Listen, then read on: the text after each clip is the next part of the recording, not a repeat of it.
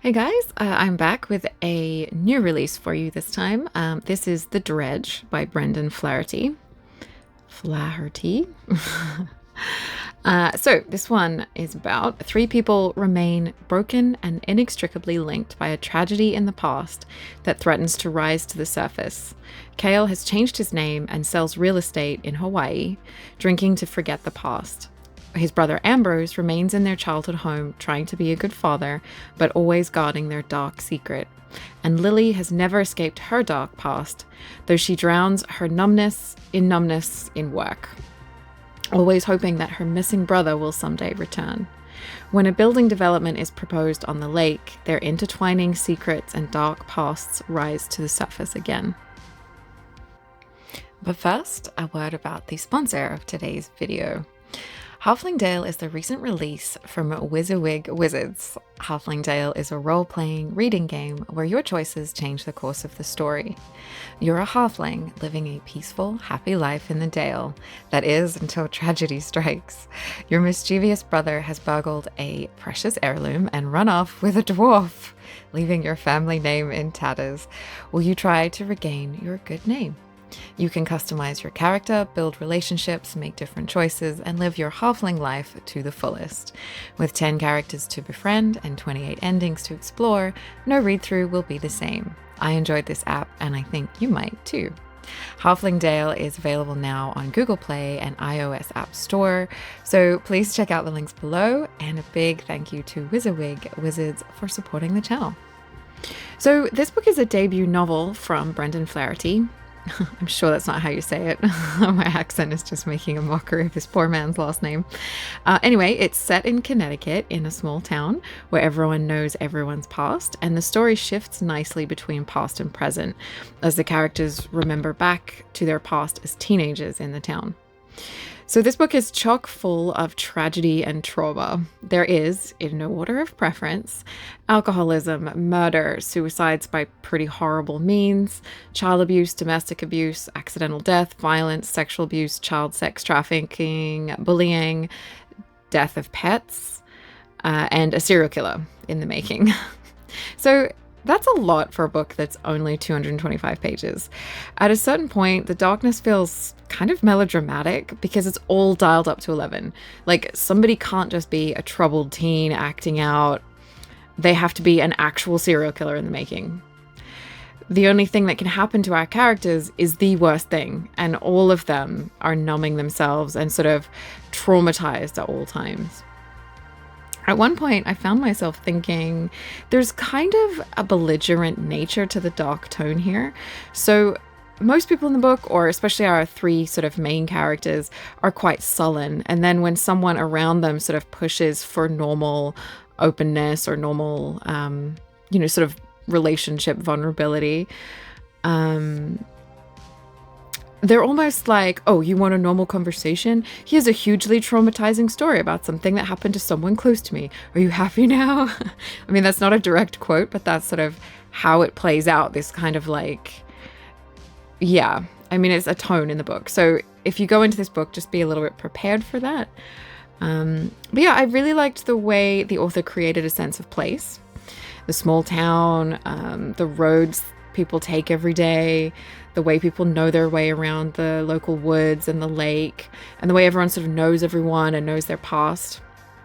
I like the way that there was this sense of inherited family traits. So I feel like this is something that comes up in books set in New England sometimes, and it's something I really like, where we're shown families that go back generations in one town and they all share like a known characteristic. So, for example, in this book, all Rows are bad news, or everyone in one family, they're always carpenters or whatever. I don't know. I felt like the characters were well fleshed out and real enough that I wanted to sort of see where it was all going and see what they would do next.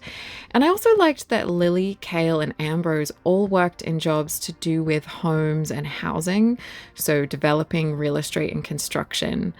It was like they were linked in their preoccupation with home, but none of them could ever really be at home because of what had happened to them. So I thought that was kind of nice.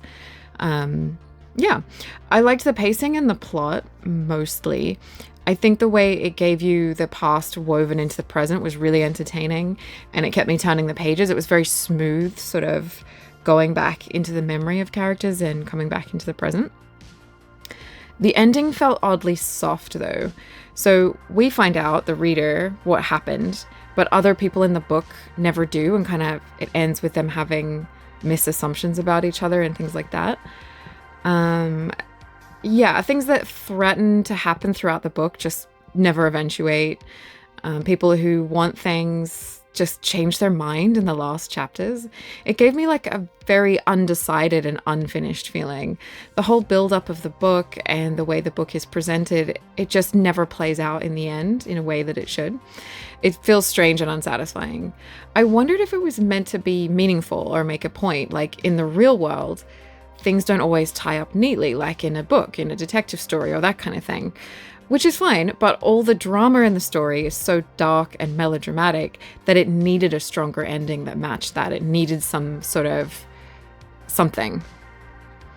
Yeah, I also want to know what Harvey knew and what he did, Harvey's character in the book, and where the body went, and also why Lily's mother killed herself. We never find out. It's just these sort of threads that just kind of go nowhere. So on the whole, it's not a bad debut. The writing style was really good. It's just a bit uneven. I think that happens sometimes with debut novels. Yeah, I'd be really interested to see what the author does next. I would consider reading him again.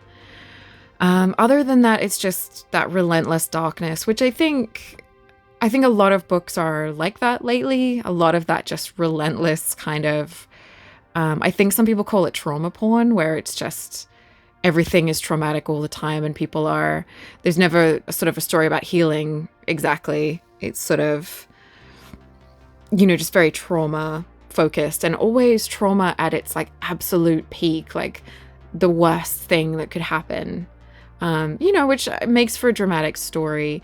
But it becomes a bit desensitizing after a while. And I think I've said this before on other books, like after a certain point, it sort of loses its impact. But yeah, that's, it is what it is. And I think a lot of people will like this book. There's some good stuff here. So this one is one to read if you like dark, violent, small town type stories. There's great atmosphere and an interesting story. There's sort of what happened in the past is quite interesting. But it may be a little bit too dark, or that ending might fall flat for some of you. So maybe it's one to just discern for yourself. But yeah, that is The Dredge. And I wanted to thank PGC Books, who gave me a copy of this book to review and share with you. And thanks for watching. You can check out some of my other videos. I also have another channel and socials, so you can find links below if you want more of that. And if you want to hang out again, remember to like and subscribe. And you can always leave a comment, let me know what you thought, or let me know what else you might want to see. Thank you.